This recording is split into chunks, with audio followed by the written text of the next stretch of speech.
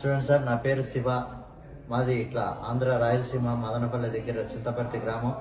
చూడండి సార్, నేను కోయేటికి వచ్చాను, ఏదో బతకాలని వచ్చాను. ఇక్కడ చూస్తే చాలా కష్టంగా ఉంది, ఎడార్లు వేసేసారు. నిన్న ఎంబీసీ వాళ్ళు ఫోన్ చేశారు. నేను సోషల్ మీడియాలో నా వీడియో ఒకటి పెట్టాను. దానికి ఎంబీసీ వాళ్ళు ఫోన్ చేసి వాళ్ళు ఇక్కడికి తీసుకురావడం జరిగింది. కాకపోతే కొంచెం ఇబ్బందులు, అక్కడ చాలా కష్టపడ్డాను. ఇక్కడికి ఆఫీస్ దగ్గరికి వచ్చాను, సార్ వాళ్ళు తీసుకొచ్చారు. కొంచెం కాకపోతే వాళ్ళు సాయం చేశారు. నేను ఇక్కడ కష్టం చేసి ఎంత బాధలు పడి అలసాట్లు పడి ఇక్కడికి చేరుకున్నాను సార్. సార్ వాళ్ళు రావడంతో నా వల్ల ఇక్కడ చేరుకున్నాను.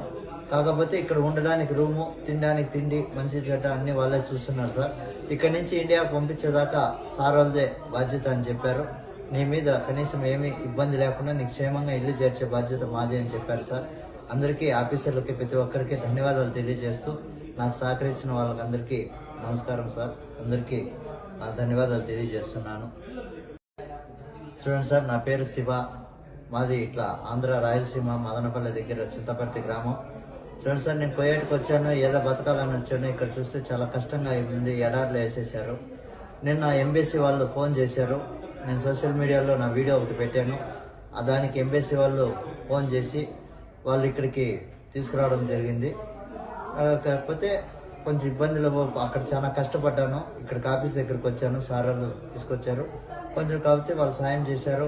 నేను ఇక్కడ కష్టం చేసి ఎంత బాధలు పడి అలసాట్లు పడి ఇక్కడికి చేరుకున్నాను సార్. సార్ వాళ్ళు రావడంతో నా వల్ల ఇక్కడ చేరుకున్నాను. కాకపోతే ఇక్కడ ఉండడానికి రూము, తినడానికి తిండి, మంచి చెడ్డ అన్ని వాళ్ళే చూస్తున్నారు సార్.